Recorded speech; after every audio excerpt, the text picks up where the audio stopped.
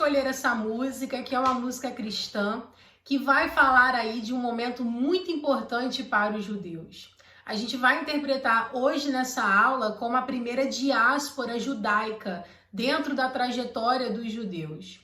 Eu peço licença para dizer que não sou judia e que não sou especialista sobre esse assunto. Sou apenas uma professora de geografia muito curiosa que estou aqui me comprometendo em passar para vocês informações importantes para que mais à frente nessa aula, quando a gente for efetivamente falar sobre o nosso tema, não existam muitas dúvidas acerca da interpretação sobre esse conflito geopolítico. Então, para começar essa aula, eu preparei aqui um cronograma falando um pouquinho sobre a trajetória dos judeus, falando um pouquinho sobre a vida dos judeus. E eu vou dividir entre primeira diáspora, segunda diáspora e terceira diáspora. Primeiro, o que é diáspora? Diáspora é dispersão de um povo. É quando um povo sai do seu lugar de origem e começa a se dispersar pelo mundo, começa a peregrinar, a ir de encontro a outros locais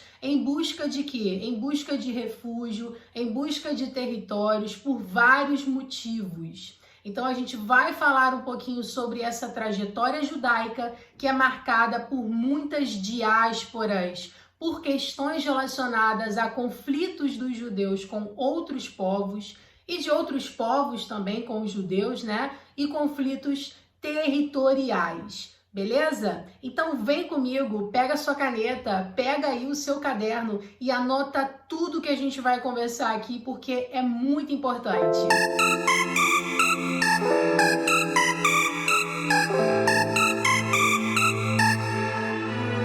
Os hebreus ou os judeus são de origem semita, ou seja, eles são povos que surgiram na Ásia e que são descendentes de Noé.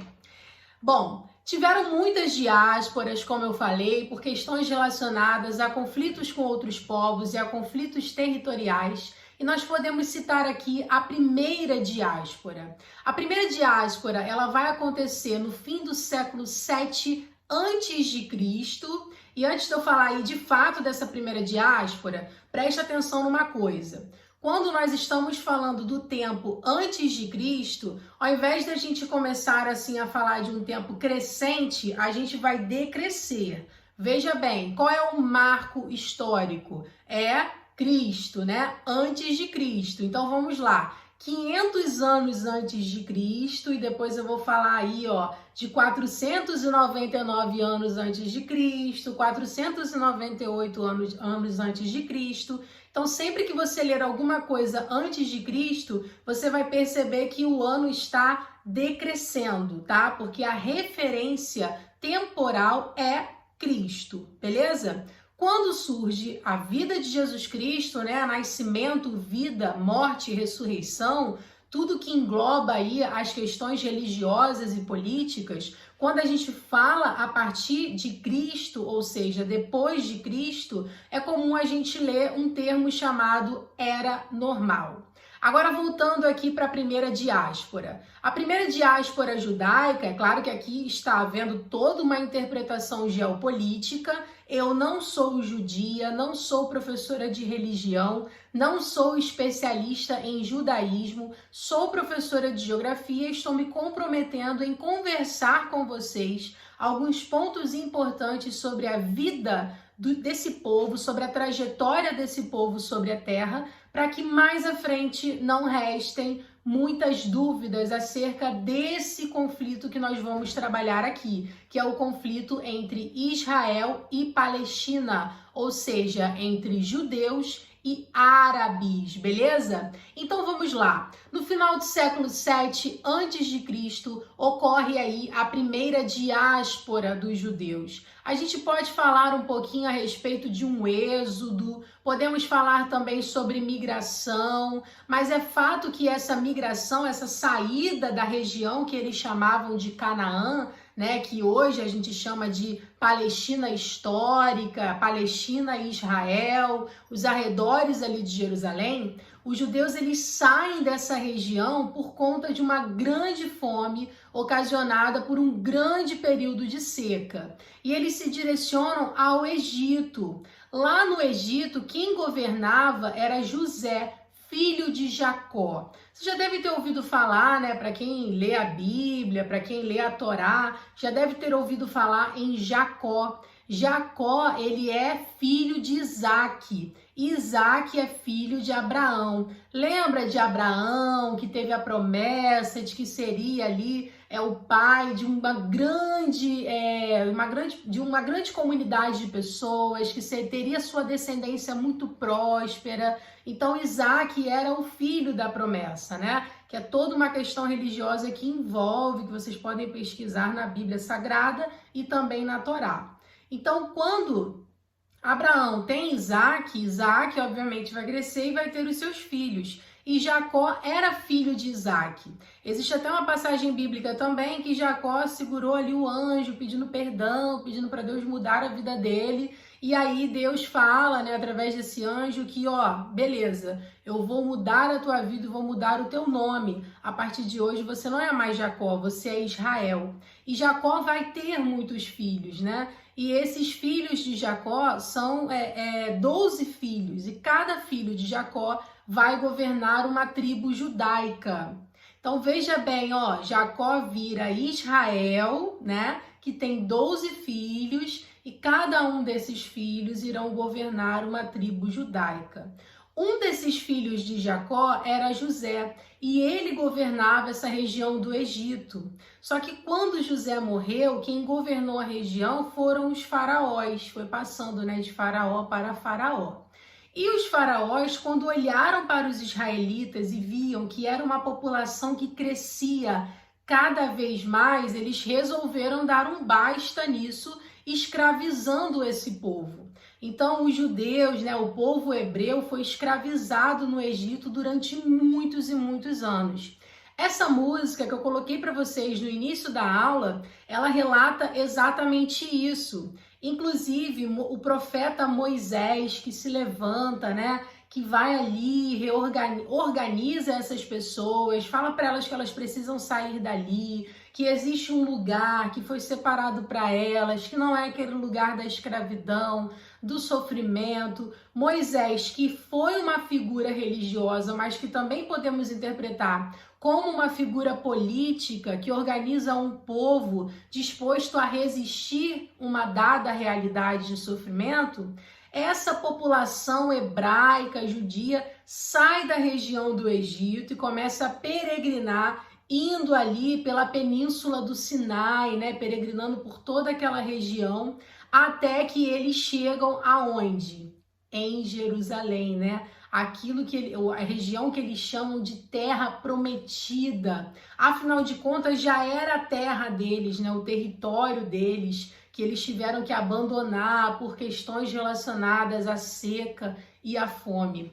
Quando eles chegam em Canaã, na Nova Canaã, né, lá em Jerusalém, aos arredores de Jerusalém, quem está governando é o rei Saul. Quando o rei Saul morre, ele é sucedido pelo rei Davi, que foi um rei muito importante. E aí nós já estamos no ano 1000 a.C.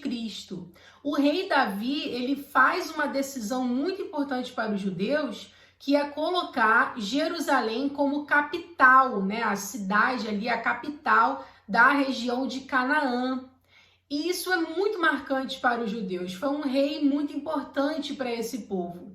Depois de Davi vem o rei Salomão, que é filho do rei Davi, que governa durante quase 40 anos e foi um período assim de grande apogeu para os judeus, né? Foi um período assim de ascensão, um nível altíssimo de reconhecimento político e territorial. Então o rei Salomão, ele auxiliou demais o povo de Israel. Esses dois reis foram muito importantes para o povo de Israel, para os judeus. A segunda diáspora, né, a segunda dispersão desse povo pelo mundo vai acontecer em 586 a.C., tá? Porque o rei Nabucodonosor II invade Jerusalém, destrói o templo e faz o que com os judeus? Escraviza os judeus por 50 anos, que é o que a Bíblia Sagrada e a Torá chama de cativeiro babilônico. Os judeus, durante esse período de 50 anos, não poderiam cultuar o Deus deles, teria que reconhecer os deuses babilônicos, né, que no caso eram as estátuas de prata, de bronze. Eles tinham que reconhecer aquelas estátuas como se fosse ali um culto, né, a uma fé que não era deles. Então eles foram perseguidos, eles foram humilhados, eles foram escravizados e massacrados durante 50 anos na Babilônia. Aí, com a dominação dos persas na Babilônia, ocorre a libertação dos judeus. E os judeus retornam para a mesma região, né, de pertencimento deles, constrói de novo o seu templo. Só que nessas idas e vindas, essa região que hoje chamamos de Palestina histórica, vai tendo ali a ocupação de vários povos, né? A gente pode citar os assírios, os gregos, os persas e os romanos, que é um povo muito importante, que a gente vai perceber ao longo dessa aula o quanto que esse povo é importante, o quanto que foi conflituoso o convívio entre os judeus e os romanos. Não só entre os judeus e os romanos, né? Sem querer colocar a culpa em ninguém, até porque a gente está aqui com o intuito de estudar e não de usar aí o juízo de valor, mas a gente está falando de povos que são muito diferentes entre si. Povos que possuem religiões diferentes, comportamentos, culturas, idiomas, né, vestimentas, e principalmente a questão da crença religiosa, né, que é muito marcante para o ser humano, que é onde o ser humano vai exercer o ápice da sua cultura e da sua identidade. Então tudo isso é muito caro e quando é muito diferente, gera o quê? O choque cultural. Então estamos aqui basicamente falando sobre um contexto histórico que vai ocasionar uma série de conflitos justamente pela questão do choque cultural, beleza? Então a terceira diáspora, a terceira dispersão do povo judeu, ela vai ocorrer no ano de 63 a.C., ou seja, aí já muito próximo, né, do nascimento, vida e morte de Jesus Cristo. Essa região, nesse ano, no ano de 63 a.C., ela é dominada pelos romanos e os judeus, eles se revoltam inúmeras vezes contra o povo romano, né? Porque o povo romano, eles decidem controlar aquela região ali e aí diz que, olha, eu vou controlar aqui, eu sou um governo estrangeiro, vocês podem ter a liberdade política de vocês, a liberdade religiosa de vocês, mas era tudo mentira. Os hebreus, né, os judeus eram perseguidos, eles não poderiam ali cultuar, né, o seu Deus, ter ali todo o seu estabelecimento ali religioso, né, a sua liturgia sagrada. Era muito complicado para os judeus, sempre foi, né, ao longo da história. E com os romanos não foi diferente. Então, vários conflitos ocorreram entre os romanos. E os judeus resistiram bravamente muitas vezes contra muitas decisões arbitrárias dos romanos contra os judeus, né? E após a vida de Jesus Cristo, os cristãos começaram a ser perseguidos e mortos naquela região. Porque assim, quando Jesus Cristo nasce, cresce, começa a se estabelecer como uma figura religiosa, né, como uma figura também política, histórica que ele hoje é, né, até hoje, uma figura muito importante, historicamente falando, politicamente falando e para muitas religiões. Quando Jesus surge naquela região, as pessoas, elas ficam encantadas por ele e outras começam a achar a conduta dele incorreta, a conduta dele errada e muitos julgam ele como charlatão. Então, aquela região, naquele momento, né, do ano de 63 a.C.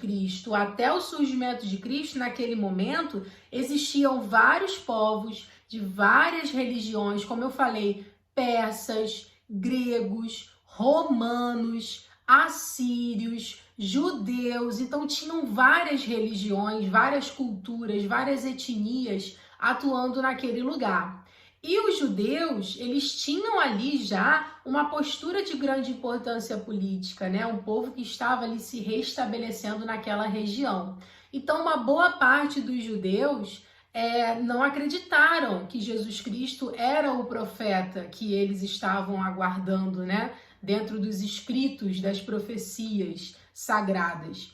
E outras pessoas acreditaram. Essas pessoas que acreditaram viraram super fãs assim de Jesus Cristo. Só que para o governo romano se converter demorou muito tempo. Isso foi ocorrendo no ano de 313 com Constantino I, que proclamou a liberdade religiosa naquela região e disse o seguinte: um Deus no céu e o imperador na terra. Constantino I, ele usou isso em favor dele, para que ele fosse ali reconhecido politicamente naquela região. Isso a geopolítica vai dizer, teóricos vão dizer, né? Mas a religião católica vai apostar que Constantino foi convertido ao cristianismo por intermédio da mãe dele, que hoje foi, proclamada, hoje em dia é proclamada santa da Igreja Católica, que foi a Santa Helena. Então, a gente está percebendo aqui que existem várias questões relacionadas com o sagrado de muitas religiões e também com o contexto histórico, com a trajetória da humanidade. Bom, durante o Iluminismo, aí a gente já está indo para uma outra etapa, vou voltar aqui mais um pouquinho. Dei um salto aqui imenso, Então, quando no ano de 313, o Constantino I se declara a favor da liberdade religiosa, ele já começa a andar em passos lentos a caminho dessa conversão do Império Romano ao cristianismo, tá? E logo em seguida isso aconteceu. O Império Romano foi lá e se converteu ao cristianismo. Em 638, aí já depois de Cristo, obviamente, os muçulmanos eles conquistaram a Palestina. E demos um outro salto aí, na história, no tempo. Em 1517 até 1917, aquela região foi controlada pelo Império Otomano, tá? É importante a gente citar isso. Agora que a gente já sabe essas informações, vamos falar um pouquinho sobre o que seria o antissemitismo. O antissemitismo é o preconceito, é a perseguição aos judeus, que a gente vai perceber que existiu em vários lugares e ao longo de todo esse tempo. A gente está falando de uma coisa muito antiga. O judaísmo é muito antigo, A gente está falando aí de uma religião, a gente está falando de um povo que surge há mais de 4.000 anos atrás. A gente está falando de algo que vem antes daquilo que chamamos de era normal, que é o DC, o depois de Cristo. Então, a gente pode citar aí que em 1066, por exemplo, houve o massacre da Granada, que foi quando muçulmanos invadiram o Palácio da Granada e mataram os judeus. Olha só, muçulmano matando judeu. Por quê, professora? Choque cultural, busca por conquistas territoriais. A gente está falando de povos que estão em constante conflito. Então a gente percebe que esse conflito entre judeus e árabes é uma coisa muito antiga. Não é de agora, uma coisa que já faz muito tempo. Entre os séculos 7 e 15, tá? DC, depois de Cristo, os judeus foram expulsos do norte da Europa, acusados de crucificarem Jesus. Porque nesse momento o cristianismo ele já está muito forte na Europa. A Europa é católica, A Europa ela vai utilizar essa ideologia religiosa para proclamar muitos impérios, para expandir muitos impérios. Então isso é muito forte, isso é muito fervoroso dentro dos europeus. E os judeus, eles são acusados de crucificarem Jesus. E vocês devem ter reparado que por conta dessas diásporas que os judeus foram sofrendo, nessa dispersão deles no mundo, eles foram se dispersando em várias partes. Teve judeu na Rússia, como tem até hoje, né? Na Europa, na América, na Ásia. Então eles foram se dispersando, né? Eles foram se espalhando por várias partes do mundo. Por quê? Porque se tornaram povos apátrios, um povo sem território. Então isso foi também deixando os judeus numa condição de minoria, numa condição de vulnerabilidade. Isso vai ancorar, isso vai ser um volante para que vários massacres ocorram, várias perseguições ocorram com esse povo, tá? E eles enfrentaram vários massacres na Europa, tá? Na Alemanha, na Inglaterra, na França, na Espanha. Foi aí que em 1492 eles foram expulsos desses países. Em 1506 teve um massacre em Lisboa. E os judeus migraram então para a Europa Oriental, porque eles perceberam que ali naquela região não daria para eles viverem, né? O antissemitismo, que ainda não recebia esse nome, porque o nome antissemitismo, ele vai surgir em meados do século XIX. Mas o preconceito, a perseguição aos judeus, ou seja, o antissemitismo, a prática do antissemitismo, ela é muito antiga. A gente vai classificar no século XIX, mas ela existe há muitos e muitos anos, como vocês estão percebendo aqui. Durante o Iluminismo, as coisas ficam mais tranquilas para os judeus na Europa. Por quê? Os judeus produziam ideias, né? Então, essa queda aí da Idade Média, né? Essa saída da Idade Média para o Iluminismo também, amplia muito a cabecinha das pessoas, né? Para essa questão das ideias, e os judeus eles vão protagonizar isso. Bom, falando um pouquinho sobre o sionismo, né? Para a gente começar a nossa aula propriamente dita. Quando no século XIX surge a classificação do antissemitismo, surge também o que? A gente já sabe que o antissemitismo existe, que o preconceito contra a gente existe. Agora, o que a gente quer? A gente quer sair dessa condição de vulnerabilidade. A gente quer o quê? A gente quer o sionismo. O que é o sionismo? É a defesa de que o povo judeu tem que ter ali o seu próprio território, tem que ter o seu Estado. Beleza? Então vamos fechar aqui esse primeiro momento da nossa aula para que agora então a gente possa falar sobre o conflito Israel e Palestina, judeus e árabes. Vem comigo!